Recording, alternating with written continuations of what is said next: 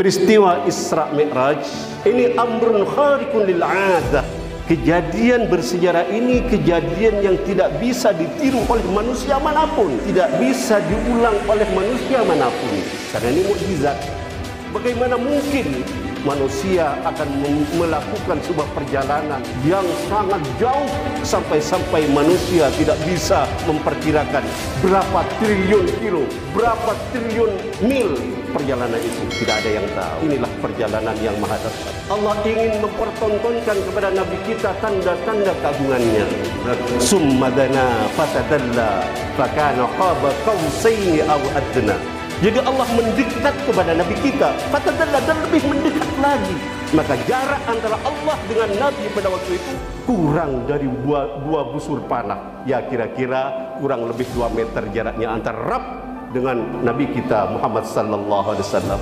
Inilah sebuah peristiwa yang betul-betul mengupdate perasaan Rasulullah, menambah keyakinan kepada Rasulullah sallallahu alaihi wasallam. Allah yang dipuja dan dipuji, Allah yang diibadahi, Allah yang menjadi poros dari semua aktivitas nabinya, sekarang telah berhadapan-hadapan dengannya. Subhanallah. Apa rahasianya?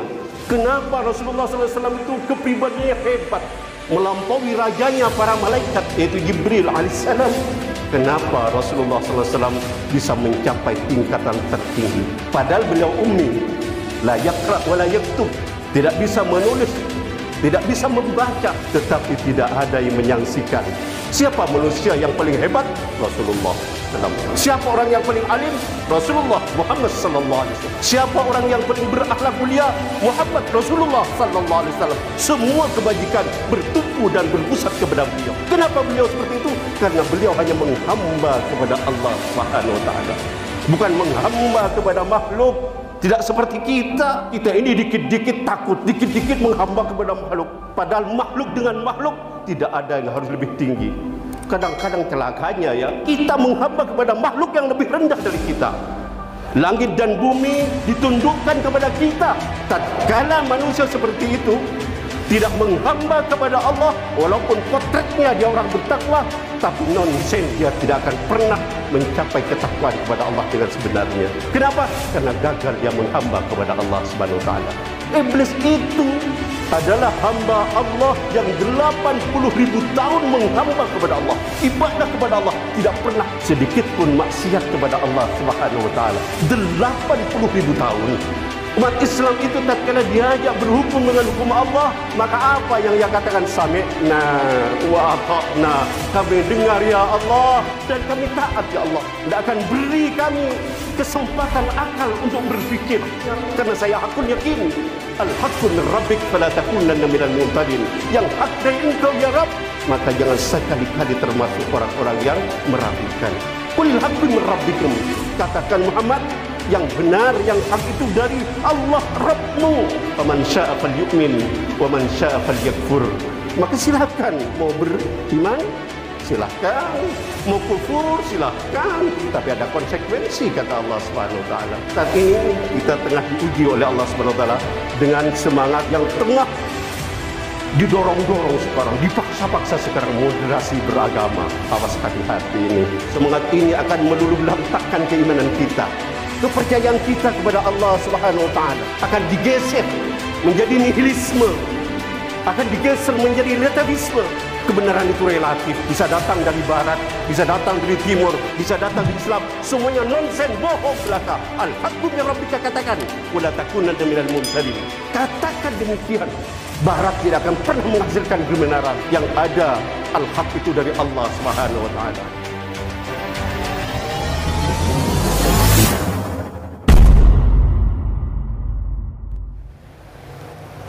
Bismillahirrahmanirrahim. Assalamualaikum warahmatullahi wabarakatuh.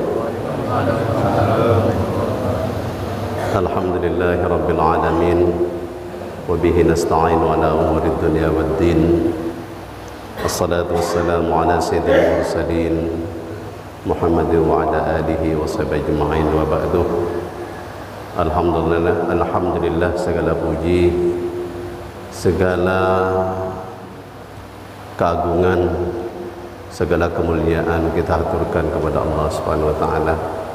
Pagi hari ini kita memujinya, kita memujanya, kita beribadah kepadanya, karena dialah yang pantas untuk kita puji, dialah yang pantas untuk kita puja, dialah yang pantas untuk kita ibadahi, kita muliakan, kita agungkan. Subhanallah, Maha Suci Allah. Di pagi hari ini kita datang ke masjid ini dengan suasana yang betul-betul terasa betapa syahdunya dan betapa indahnya suasana batin kita masing-masing. Kita mungkin berasal dari berbagai macam perbedaan. Mungkin status sosialnya tatkala di luar masjid kita berbeda-beda, macam-macam status sosial kita, derajat kita di masyarakat beraneka ragam. Tetapi tatkala masuk ke masjid ini, semua simbol-simbol yang ada di masyarakat semuanya habis sirna. Kita duduk bersama, duduk dengan penuh kehusuan dan ketawaduan, rendah diri. Tidak ada lagi perbedaan status sosial yang ada di luar. Semuanya sama menghamba kepada Allah. Semua sama merengek-rengek minta ampunan kepada Allah. Suasana yang sangat indah. Mudah-mudahan suasana hati ini akan selalu ada pada diri kita. Kita tidak pernah bangga dengan status sosial kita yang ada di masyarakat. Kita bahkan bangga karena kita menghamba kepada Allah Subhanahu wa taala. Hadirin yang dimuliakan Allah. Allah Subhanahu wa taala berfirman, A'udzu billahi minasyaitonir rajim. Inna iddatasy syuhuri 'indallahi 12 syahran fi kitabillah. Yauma khalaqas samawati wal ardh minha arba'atun hurum dzalikad dinul qayyim fala tadlimu fihinna anfusakum wa qatilul musyrikina kaffatan kama yuqatilunakum kaffah wa'lamu annallaha ma'al muttaqin. Ayat ini, saudara-saudaraku hamba Allah yang budiman, Allah memberikan informasi kepada kita umat Islam bahwasanya Allah telah mempermaklumkan umat Islam, umat yang beriman telah dinobatkan oleh Allah Subhanahu wa taala, mereka memiliki kalender tersendiri. Kita memiliki kalender, yaitu kalender Hijri. Adapun jumlah bilangan bulan selama 1 tahun ada 12 kata Allah Subhanahu wa taala. 12 bulan itu telah ditetapkan oleh Allah Subhanahu wa taala. Kalender Hijri tersebut telah ditetapkan oleh Allah semenjak Allah menciptakan langit dan bumi. Di dalam bulan-bulan yang 12 itu ada 4 bulan yang merupakan bulan hurum, bulan yang dimuliakan oleh Allah. Dan hari ini, bulan ini termasuk Syahrun Haram, bulan yang dimuliakan oleh Allah Subhanahu wa taala. Tetapi mungkin banyak dari kita yang tidak sadar bahwasanya saat ini kita berada dalam Syahrun Haram, bulan yang dimuliakan, di mana semua kebajikan akan dilipat gandakan oleh Allah Subhanahu wa taala. Bahkan dari saking mulianya bulan ini diharamkan umat Islam untuk mengadakan peperangan. Semuanya harus dalam suasana kebatinan yang khusyuk tawaduk kepada Allah Subhanahu wa taala. Ini bulan Rajab. Ada 4 bulan, di antaranya itu Rajab, Al-Muharram, Rajab, Dzulqa'dah, Dzulhijjah. Tapi mungkin kita tidak merasa. Kenapa kita tidak merasa? Karena kita tidak kenal lagi dengan bulan yang telah dianugerahkan oleh Allah kepada kita. Bahkan kita lebih kenal dan lebih familiar dengan bulannya orang kafir, yaitu kalender Masehi ataupun kalender miladi. Hafal kita, anak-anak kita hafal sekali. Bahkan mungkin di luar kepala. Apa yang terjadi dengan adanya umat Islam yang sudah tercabut dari jati dirinya, tidak kenal lagi dengan syariatnya? Ya seperti kita, mau Ramadan kita harus istilahnya konflik dulu. Ada hari ini, ada hari itu, dan seterusnya. Musyawalan, konflik dulu.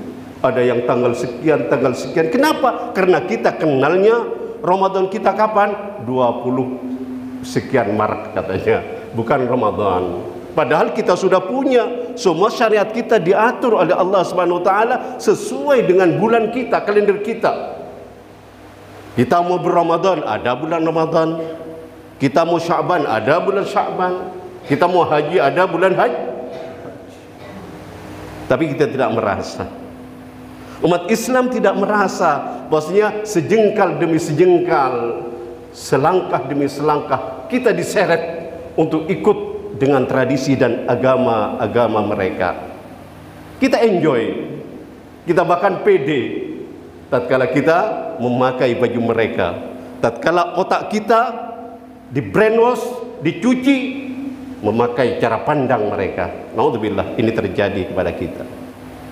Saya tidak akan memperpanjang mengenai yaitu kalender Hijri, tapi saya pada kesempatan ini ingin mengangkat sedikit yaitu apa yang terjadi pada bulan Rajab ini, yang mana Allah Subhanahu wa taala pernah mengabadikan sebuah kejadian yang sangat bersejarah, yaitu Isra Mi'raj Nabi besar Muhammad sallallahu alaihi wasallam.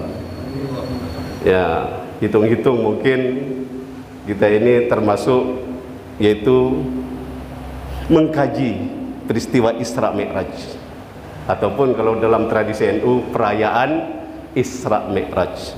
Ya, walaupun saya diundang bukan untuk Isra Mi'raj, tapi untuk yaitu kita mengisi acara yang sudah rutin kita laksanakan setiap subuh.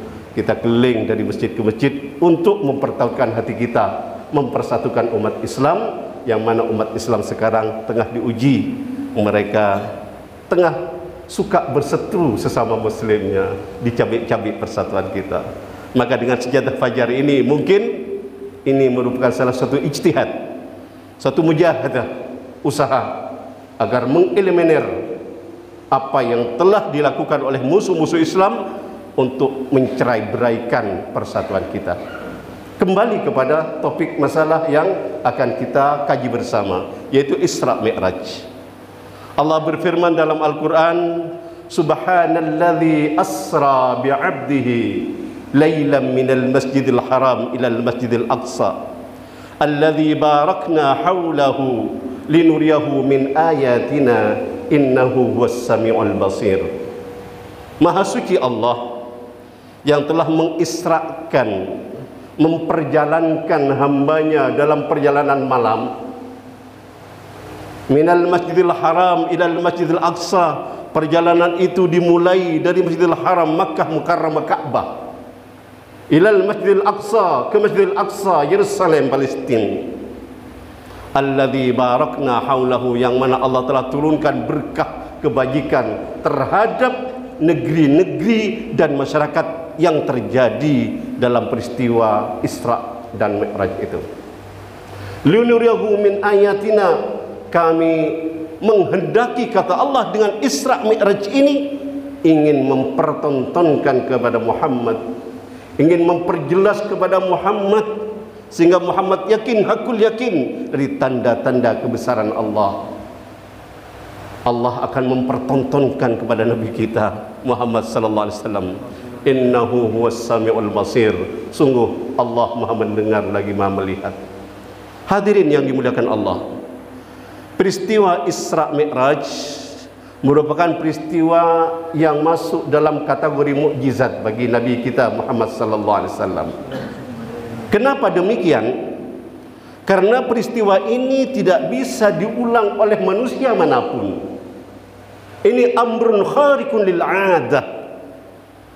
Artinya kejadian bersejarah ini kejadian yang tidak bisa ditiru oleh manusia manapun, karena ini mukjizat. Kenapa dikatakan tidak bisa ditiru? Bagaimana mungkin manusia akan melakukan sebuah perjalanan yang sangat jauh, sampai-sampai manusia tidak bisa memperkirakan berapa triliun kilo, berapa triliun mil perjalanan itu. Tidak ada yang tahu. Kalau perjalanan daratnya Rasulullah SAW dari Masjidil Haram ke Masjidil Aqsa itu pada waktu itu biasanya ditempuh untuk satu kali perjalanan 1 bulan. Tapi kalau PP pulang pergi butuh 2 bulan.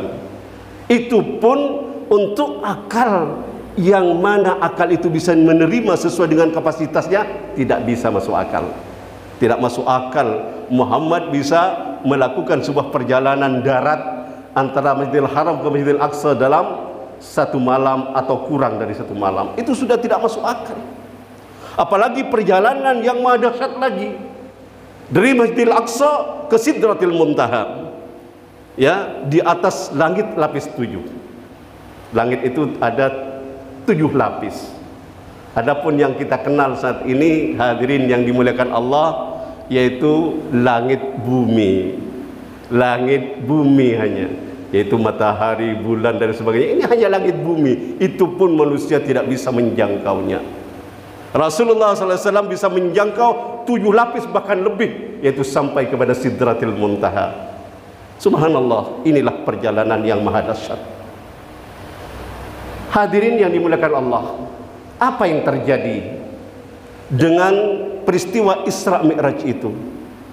Allah ingin mempertontonkan kepada Nabi kita tanda-tanda keagungannya. Adapun tanda-tanda keagungannya yaitu perjalanan. Rasulullah merasakan betapa keagungan Allah Subhanahu wa taala tidak ada taranya.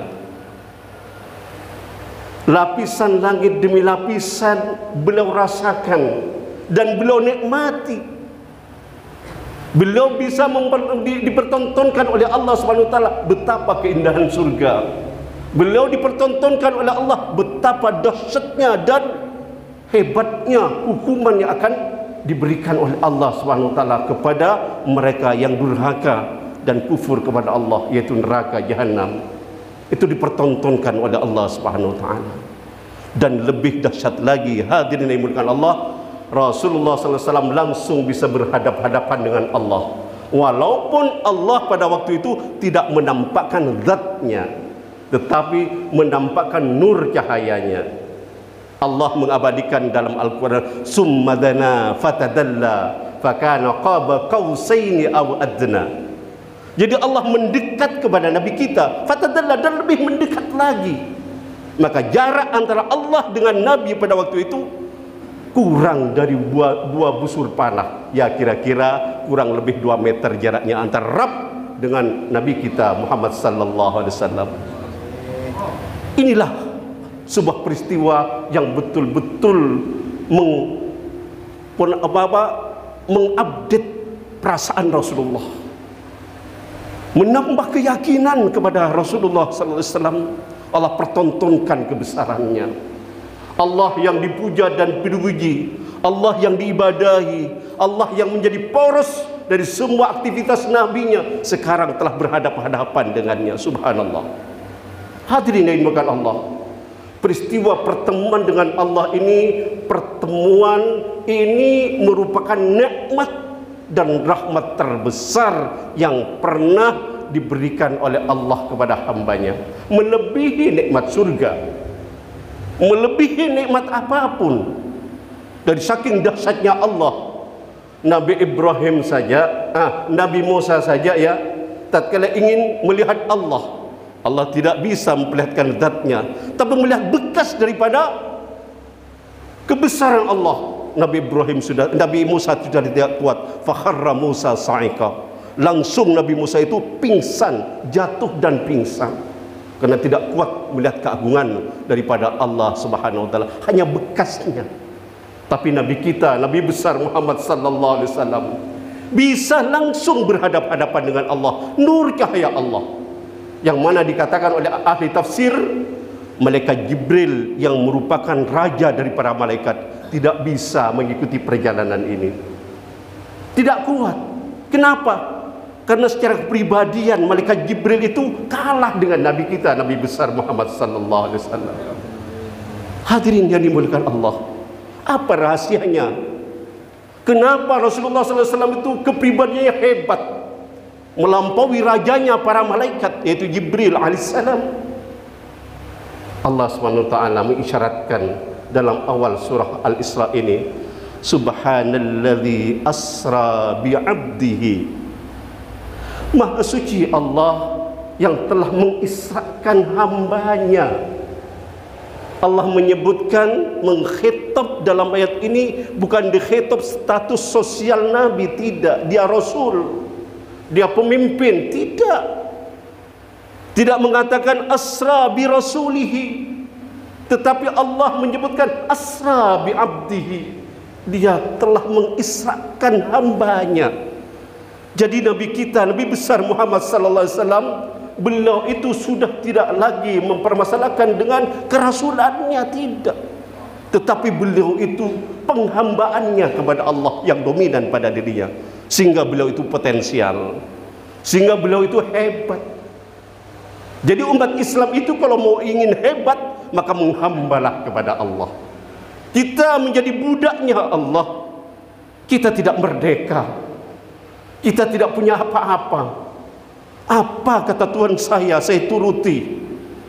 Apa yang telah ditetapkan oleh Tuhan saya akan saya turuti, karena saya budaknya, saya hambanya. Saya bukan hamba diri saya. Inilah sebenarnya sumber kekuatan dari kita. Adapun yang telah menghilangkan kekuatan pada diri umat Islam ini adalah kesombongan, yaitu lawan kata daripada penghambaan. Jadi tatkala kita bisa menghamba hanya kepada Allah, maka kita akan diberikan powerful oleh Allah Subhanahu wa taala. Seorang ilmuwan, seorang alim, tatkala hanya menghamba kepada Allah, maka Allah akan ajarkan ilmu-ilmu yang tidak akan pernah diajarkan kepada orang lain. Wattaqullah wa yu'allimukumullah. Dan bertakwalah kamu kepada Allah, niscaya Allah akan ajarkan kamu. Allah akan menjadi guru untukmu. Bagi mereka yang berilmu tapi tidak sombong dengan keilmuannya. Bagi mereka yang kaya, mereka tidak pernah sombong, tetapi mereka merasa saya kaya bukan karena saya pintar memanage dunia ini, tidak. Saya kaya karena saya diuji oleh Allah SWT. Ini anugerah dari Allah, bukan karena kepintaran saya. Yang terampil ini jangan sampai kalian sombong. Kalian tetap menghamba kepada Allah. Semuanya menghamba kepada Allah. Yang mungkin sekarang menjadi grassroots, manusia yang mungkin dilemahkan, bahkan dipinggirkan saat ini, sadarlah, kita ini juga hamba Allah. Kita ini hamba Allah. Kita ini diuji oleh Allah SWT dengan variasi status sosial kita yang bermacam-macam saat ini. Inilah sebenarnya potensi yang akan diberikan oleh Allah SWT tatkala kita berada dalam posisi ini. Tapi tatkala kita keluar dari posisi ini, kita sombong, maka kita tidak akan diberi oleh Allah SWT kemampuan. Karena kesombongan itu telah menutup jalan-jalan kebajikan. Karena kesombongan itu telah diharamkan oleh Allah untuk tingginya derajat. Rasulullah SAW bersabda, "Man tawadha'a lillah rafa'ahu Allah, wa man takabbara wada'ahu Allah." Barang siapa yang merendah, tawadu karena Allah, maka wajib Allah tinggikan derajat orang itu. Dan barang siapa yang sombong, tinggi hati, maka wajib Allah rendahkan orang ini. Inilah sebenarnya rahasia yang dikatakan oleh ahli tafsir, kenapa Rasulullah SAW bisa mencapai tingkatan tertinggi. Padahal beliau ummi, la yaqra wa la yaktub, tidak bisa menulis, tidak bisa membaca, tetapi tidak ada yang menyaksikan. Siapa manusia yang paling hebat? Rasulullah Muhammad sallallahu alaihi wasallam. Siapa orang yang paling alim? Rasulullah Muhammad sallallahu alaihi wasallam. Siapa orang yang paling berakhlak mulia? Muhammad Rasulullah sallallahu alaihi wasallam. Semua kebajikan bertumpu dan berpusat kepada beliau. Kenapa beliau seperti itu? Karena beliau hanya menghamba kepada Allah Subhanahu wa taala, bukan menghamba kepada makhluk. Tidak seperti kita. Kita ini dikit-dikit takut, dikit-dikit menghamba kepada makhluk. Padahal makhluk dengan makhluk tidak ada yang harus lebih tinggi. Kadang-kadang celakanya ya, kita menghamba kepada makhluk yang lebih rendah dari kita. Ya apa enggak? Iyalah. Kita yakin ini banyak daripada ulama-ulama kita mempromosikan itu. Kita ini dari semua makhluk, manusia adalah makhluk yang paling mulia. Laqad khalaqnal insana fi ahsani taqwim. Sungguh telah saya ciptakan makhluk yang bernama manusia dalam bentuk yang paling baik, paling mulia. Nah, tapi ternyata kita ini ya saat ini bukan menghamba kepada Allah. Ya, kita tidak menghamba kepada Allah, bahkan menghamba kepada makhluk yang lebih rendah. Maaf ini atas dasar kebangsaan katanya. Maaf ya, ini keliru, ini sesat. Untuk apa kita menghamba kepada bangsa ya? Bangsa lebih rendah daripada kita. Langit dan bumi ditundukkan kepada kita agar dimanage oleh kita, bukan kita menghamba kepada bumi. Bumi lebih rendah dari kita. Bangsa ini adalah bagian dari bumi. Kita harus menghamba kepada yang memiliki kita. Kita menghamba kepada yang menghidupkan kita. Kita menghamba kepada yang memberikan rezeki kepada kita, yang menyuplai oksigen, yang memberikan segalanya kepada kita. La haula wala quwwata illa billah. Tidak punya kekuatan dan daya upaya kecuali milik Allah Subhanahu wa taala. Ini kesadaran yang paling mendasar yang harus kita pegang teguh. Saat ini kita banyak minan nasi may yattakhidhu ilahahu hawa, dan dari manusia itu banyak yang menjadikan nafsunya sebagai Tuhan, ya kan? Ya, karena ingin begitu, akhirnya dia menuhankan yang itu. Karena ingin begini, ingin jabatan, akhirnya menuhankan jabatan. Nauzubillahi min dzalik. Jangan sampai seperti itu. Tatkala manusia seperti itu tidak menghamba kepada Allah, walaupun potretnya dia orang bertakwa, tapi nonsen, dia tidak akan pernah mencapai ketakwaan kepada Allah dengan sebenarnya. Kenapa? Karena gagal dia menghamba kepada Allah Subhanahu wa taala. Inilah permasalahan. Sebenarnya sangat sederhana, tetapi setannya besar. Ya benda? Setannya besar. Kenapa? Karena kita punya keinginan, kita punya akal. Ya. Tatkala kita selalu berorientasi kepada kecerdasan kita, mungkin kita akan ikut jalannya iblis. Maaf ini, memang agak keras ya bahasanya. Ikut jalannya iblis. Oh, kok diiblis-ibliskan? Memangnya mau disebut apa? Jin ifrit? Ya samalah. Iblis itu hanya sebutan saja. Kenapa saya katakan orang yang bangga dengan kecerdasannya ikut iblis? Iblis itu adalah hamba Allah yang 80.000 tahun menghamba kepada Allah, ibadah kepada Allah, tidak pernah sedikit pun maksiat kepada Allah Subhanahu wa taala. 80.000 tahun. Kalau masalah tauhid jangan ditanya iblis, ya. Ketaatan jangan ditanya. Keyakinannya tidak seperti kita. Kita pagi hari beriman, siang hari bisa kafir, ya benda? Bisa, tapi iblis tidak. Bahkan iblis selalu berdialog dengan Allah Subhanahu wa taala, dari saking tingginya iblis. Bahkan dalam khitab ya, percakapan, Allah Subhanahu wa taala tatkala memanggil iblis, maka panggilan itu sama dengan status para malaikat. Wa idza qala rabbuka lil malaikati inni ja'ilun fil ardi khalifah, dan seterusnya. Usjudu li Adam, sujudlah kalian kepada Adam. Fasajadu illa iblis, maka semuanya sujud kecuali iblis. Aba wastakbara wa kana minal kafirin. Iblis enggan dan menolak serta sombong, maka dia termasuk kelompok kafir. Kenapa dia sombong? Karena dia cerdas. Ana khairun min, saya lebih baik daripada Adam. Khalaqtani min nari wa khalaqtahu min tin.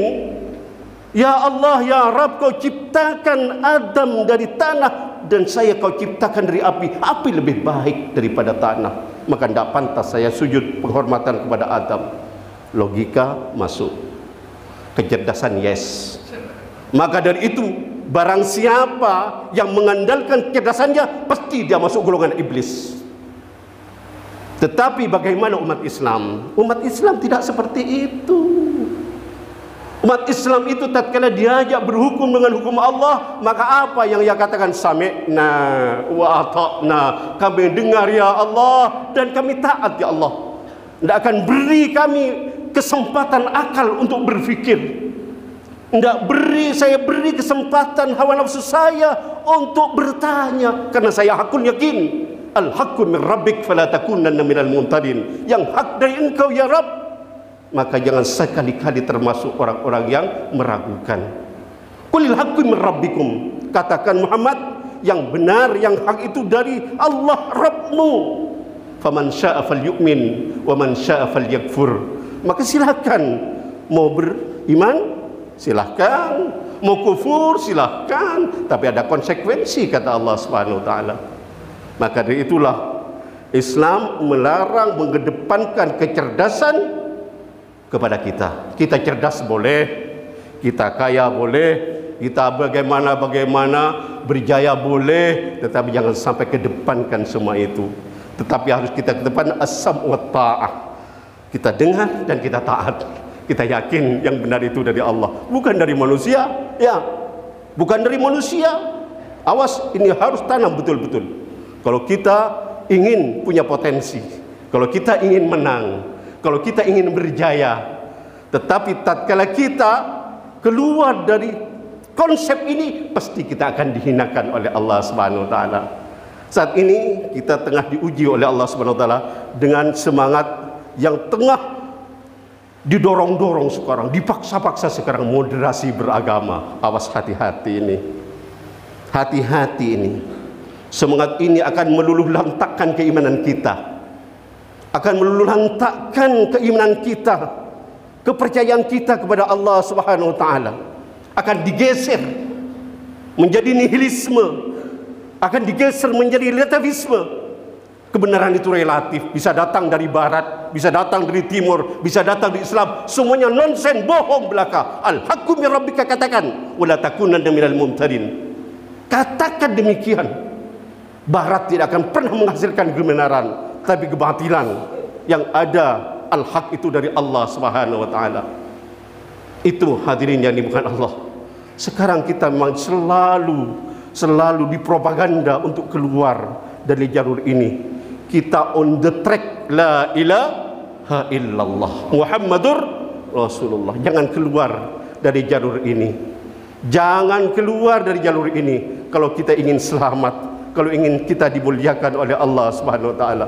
Kita milik Allah dan kita akan kembali kepada Allah. Kita jangan sampai bisa menerima barat tidak akan menghasilkan kebenaran, karena barat semuanya hawa nafsu, tidak percaya kepada Allah.